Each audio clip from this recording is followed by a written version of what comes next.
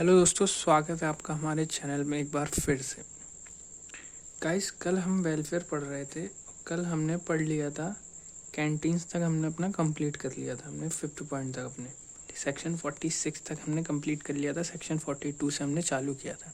Section याद रखना ज़रूरी है, सेक्शन ज़रूर याद रखें। और ये वेलफेयर इम्पॉर्टेंट है, इसलिए इसके मैं सेक्शन भी आपको याद कराते जा रहा हूँ। तो सेक्शन भी एक बार पढ़ लेना। अब आगे जो हमें पढ़ना है, हमने पढ़ना है अपना 6 पॉइंट, जो कि है shelter, rest room, lunch room. तो ये बताता है हमें सेक्शन 47। कौन सा सेक्शन बताता है? ये हमें बताता है सेक्शन 47। तो सेक्शन 47 हमें क्या बताता है, चलिए पढ़ते हैं।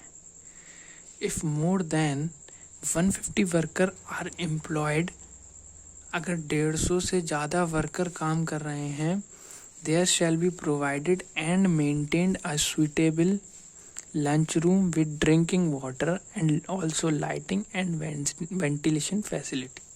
ठीक है, तो ये क्या पॉइंट है? सेक्शन 47 क्या कह रहा है कि अगर 150 से ज़्यादा वर्कर काम कर रहे हैं तो हमें एक सुइटेबल लंच रूम प्रोवाइड करना पड़ेगा। एक लंच रूम प्रोवाइड करना पड़ेगा, जो कि मेंटेन भी हमने ही करना पड़ेगा। एक सुइटेबल लंच रूम प्रोवाइड करना पड़ेगा हमारे वर्कर के लिए, ड्रिंकिंग वाटर की फैसिलिटी के साथ, लाइटिंग और वेंटिलेशन फैसिलिटी के साथ। मतलब वहाँ एक पानी पीने की जगह हो, मतलब कुछ भी रखवा दें, वाटर कूलर, कुछ भी, पानी पीने की जगह हो, लाइटिंग सही हो। मतलब ये नहीं कि अंधेरा, एक अगर लंच रूम की व्यवस्था कराई भी है तो लाइटिंग सही नहीं है, तो लाइटिंग भी सही होनी चाहिए। वेंटिलेशन फैसिलिटी होनी चाहिए। वेंटिलेशन फैसिलिटी ऐसे कर लो, मतलब एक रोशनदान मतलब खिड़कियाँ वगैरह हो, मतलब हवा आती जाती हो ताजी, मतलब ऐसे देख लेंगे। सब फैसिलिटीज़ होनी ही चाहिए, ठीक है ना। तो अगर 150 से ज़्यादा वर्कर एम्प्लॉयड हैं तो वहाँ 150 से ज़्यादा वर्कर एम्प्लॉयड हैं तो वहाँ एक सूटेबल लंच रूम होना चाहिए, पानी पीने की व्यवस्था के साथ, लाइटिंग के साथ और वेंटिलेशन फैसिलिटी के साथ। पूरी 5 स्टार वाली फैसिलिटी होनी चाहिए। वर्कर हैं भाई साहब, वर्कर हैं, ठीक है। अगला पॉइंट क्या है? अगला पॉइंट है अपना 7, क्रैचेस। क्रैचेस का मतलब होता है जहाँ छोटे बच्चों को रखा जाता है। ये देखिए, मैंने हिंदी में लिख भी रखा है कि भूल ना जाए। क्रैचेस का मतलब होता है जहाँ छोटे बच्चों को रखा जाता है। तो ये आता है हमारा सेक्शन 48। ये देखिए, हमारे सेक्शन लाइन से चल रहे हैं अभी तक, और तो इन्हें आपको याद करने में दिक्कत नहीं होगी। समझ में आ रहा है ना? सेक्शन 48 प्रोवाइड दैट इफ़, आप भी ये हिंदी में लिख लेना। क्रैचेस का मतलब होता है जहाँ छोटे बच्चों को रखा जाता है, ठीक है ना। ये सेक्शन 48 हमें बताता है if more than 30 women are employed, अगर 30 से ज़्यादा औरतें काम कर रही हैं, there shall be provided and maintained a suitable room for the use of children under the age of 6 years of such women। अच्छा, ये बड़ी अच्छी बात करी भैया इस एक्ट ने। मतलब सोच रहा है सबके बारे में कि मतलब अगर 30 से ज़्यादा वुमेन औरतें काम कर रही हैं और उनके बच्चे हैं जो 6 साल से छोटे हैं, तो भैया एक रूम प्रोवाइड होना चाहिए जो कि मेंटेन्ड हो, जहाँ उन बच्चों को रखा जाए। मतलब वो काम कर रही हैं तो एक रूम हो कि जहाँ बच्चों को रख दिया। मतलब सिंगल चाइल्ड मदर है, मतलब कि उनका कोई नहीं है, बच्चे ही हैं वगैरह, तो वो काम भी कर रही हैं, तो उनके बच्चों की भी देखभाल के लिए एक रूम मेंटेन हो फैक्ट्री में। 6 साल से अंदर बच्चों के लिए मेंटेन हो रूम में, जहाँ वो अपना काम करें और बच्चे वहाँ खेलते रहें, ऐसा हो, ठीक है ना। तो अगला पॉइंट क्या कहता है? अगला कहता है the same shall be adequately ventilated. हाँ भैया, वो भी वेंटिलेटेड होना चाहिए। मतलब ये नहीं कि बिल्कुल कमरा वैसा पैक टाइप हो, बॉक्स टाइप, वेंटिलेटेड होना चाहिए, खिड़कियाँ वगैरह और रोशनदान हो वैसे, ठीक है। And shall maintain in clean and sanitary condition, और उसमें क्या होना चाहिए? साफ़ सफाई होनी चाहिए, सैनिटरी कंडीशन में होनी चाहिए। देखो भाई, छोटे बच्चों को रखा जाएगा तो एकदम साफ़ सफाई तो होनी चाहिए ना एकदम। ये नहीं कि गंदा पड़ा है, झाड़ू भी नहीं लग रही, कुछ पोछा वगैरह भी नहीं लग रहा, मतलब एकदम साफ़ सफाई होनी चाहिए, ठीक है ना। Sanitary condition under the change of women trend in case of children. अच्छा भाई साहब,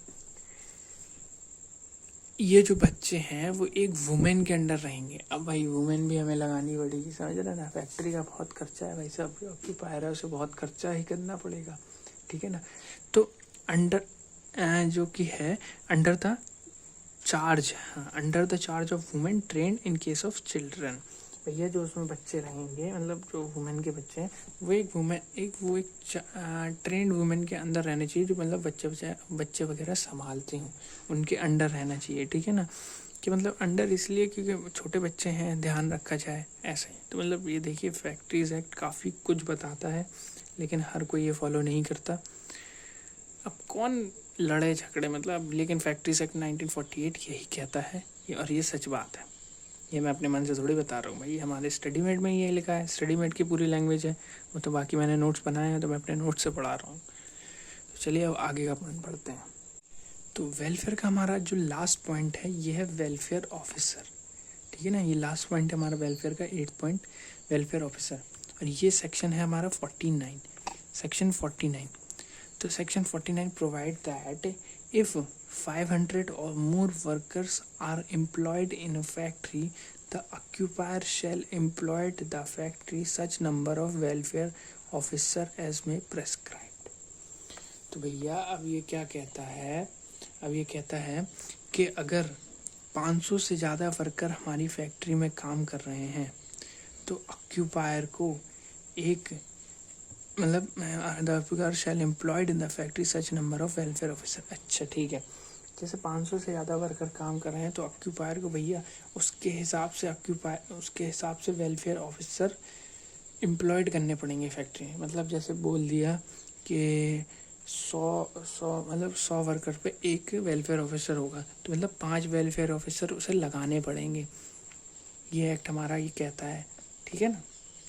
अगर 500 से ज़्यादा वर्कर हैं तो फैक्ट्री में, तो ऑक्यूपायर को इस भाई सब लगाने पड़ेंगे, ठीक है। Welfare officer as may be prescribe, मतलब जितना जैसा भी बताया गया हो उस हिसाब से। अब आगे पढ़ेंगे, ठीक है। That officer which employed to do work he looking the welfare facility. भैया जो ऑफिसर वो लगेगा वो वर्कर की वेलफेयर फैसिलिटीज़ देखेगा। अब ऑक्यूपायर तो हर कुछ करेगा नहीं, तो भाई वो वेलफेयर ऑफिसर लगाएगा, उनकी वेलफेयर फैसिलिटीज़ देखेगा। मतलब 100 वर्कर पर अंडर एक वेलफेयर ऑफिसर रहेगा। मैं ऐसे मान के चल रहा हूँ, ऐसा नहीं है, अब ऐसा नहीं सोचना, मैं ऐसा मान के चल रहा हूँ, ठीक है ना। तो भाई साहब उनकी वेलफेयर फैसिलिटी दे देगा। 500 वर्कर हैं, अब ऑक्यूपायर हर चीज़ थोड़ी देखेगा वही, ठीक है ना। तो ये हमारे वेलफेयर हमारे यहाँ ख़त्म होते हैं। अब अगला जो हमें मेजर पढ़ना है वह हमारा वर्किंग आवर्स ऑफ एडल्ट। तो चलिए वो पढ़ते हैं।